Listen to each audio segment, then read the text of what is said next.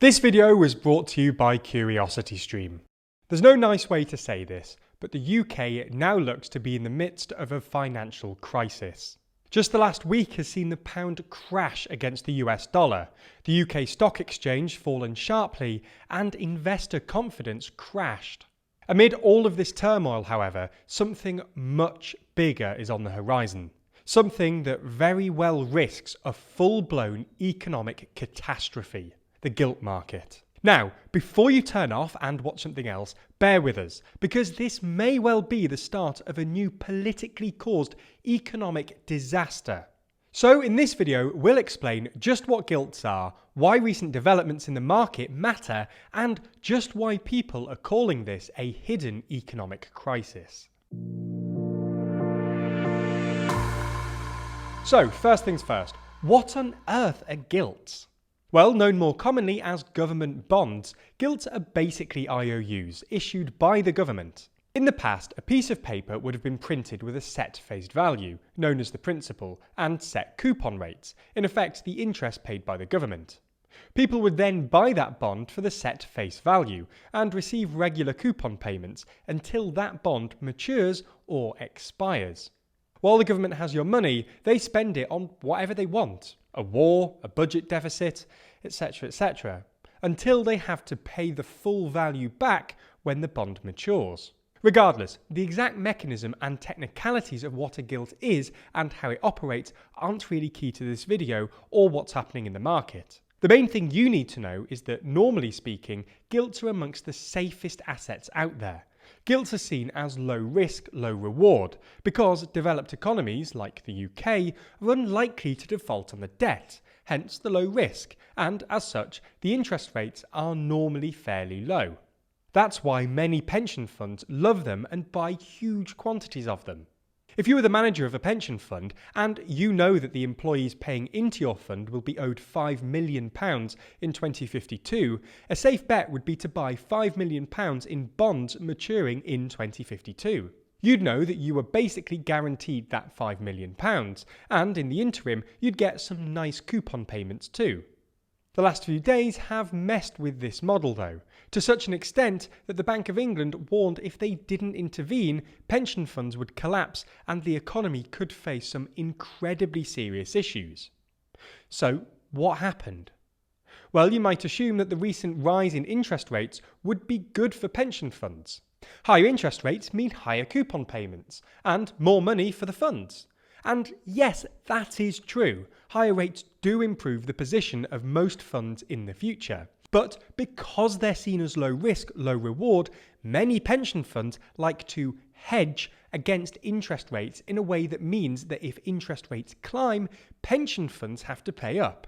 And given interest rates have climbed and climbed hard, pension funds have to find a lot of cash, i.e. sell some assets. So many assets, in fact, that, as we mentioned earlier, the Bank of England was concerned about these funds' very survival. So what's caused this? Well, on Friday morning, the Chancellor of the Exchequer, at the time of writing, Kwasi Kwarteng, stood up in the House of Commons to set out the government's growth plan. The plan saw huge, sweeping tax cuts on a scale unseen since 1972, when the then Chancellor, Anthony Barber, unveiled his Dash for Growth. A dash for growth that saw the economy overheat and inflation surge. By the evening, markets were already concerned about the plan's sustainability, and the fact that, at the same time the Bank of England was pouring cold water on the economy to try and get inflation under control, the government was actively pouring petrol on that fire. Then, on Wednesday morning, the Bank of England announced that there was now a material risk to the UK financial stability that risked an unwarranted tightening of financing conditions and a reduction of the flow of credit to the real economy. In other words, we could be in for a rerun of the credit crunch. So, in an effort to prevent that, the bank announced it would carry out temporary purchases of long-dated UK government bonds to restore orderly market conditions, and that the purchases will be carried out on whatever scale is necessary to effect this outcome. Now, while this might sound like a bunch of technical speak, and it is, it's worth stepping back to realise just how unprecedented this is.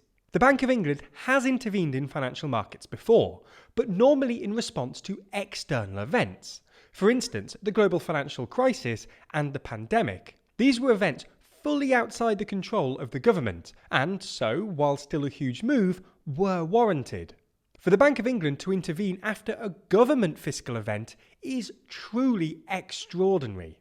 Added to that, the Bank of England has basically had to reverse course entirely.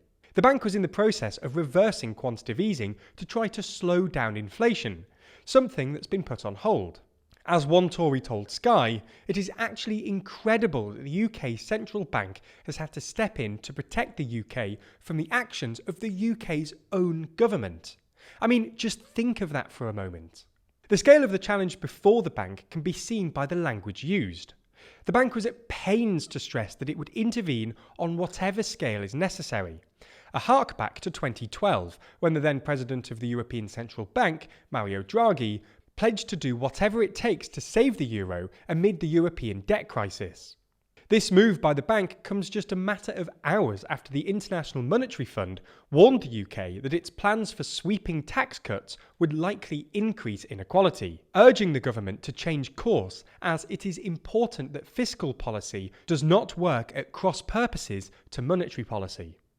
This telling off from the IMF didn't go down well with Tory loyalists, but despite their claims the International Monetary Fund isn't a woke organisation. They're the embodiment of economic boredom. They're not rainbow flag culture warriors desperate to bring down the government. They clearly just believe, as the market does too, that this whole thing was very inadvisable. It's not just the IMF losing faith though. This entire episode has seen support for Liz Truss and Kwasi Kwarteng tank, even amongst, or should we say especially among, Tory backbenchers. Following the announcement by the Bank of England, Tory MPs, including some ministers, began to say that Kwasi Kwarteng's position as Chancellor was untenable. Simon Hoare, the Conservative chairman of the Northern Ireland Select Committee, stressed that these are not circumstances beyond the control of the government and Treasury. They were authored there. This inept madness cannot go on.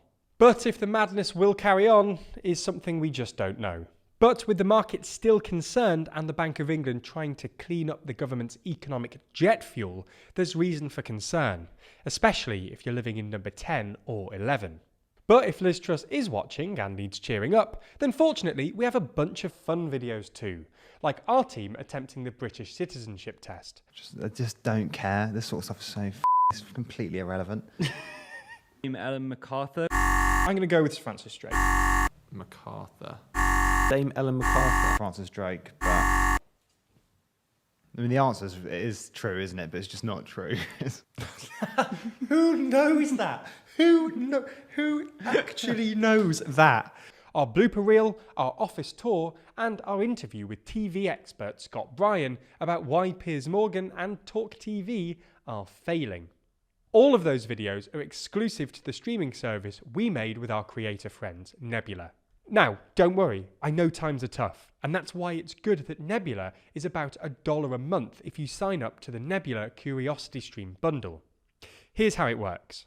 We reached out to the good old chaps at Curiosity Stream and said, hey, you have a superb streaming service full of some of the most high quality documentaries available online. You want to team up? They emailed back saying, you mean highest quality? But sure. Now, I don't always appreciate pedantry, but they're right, and they put forward an offer we couldn't refuse.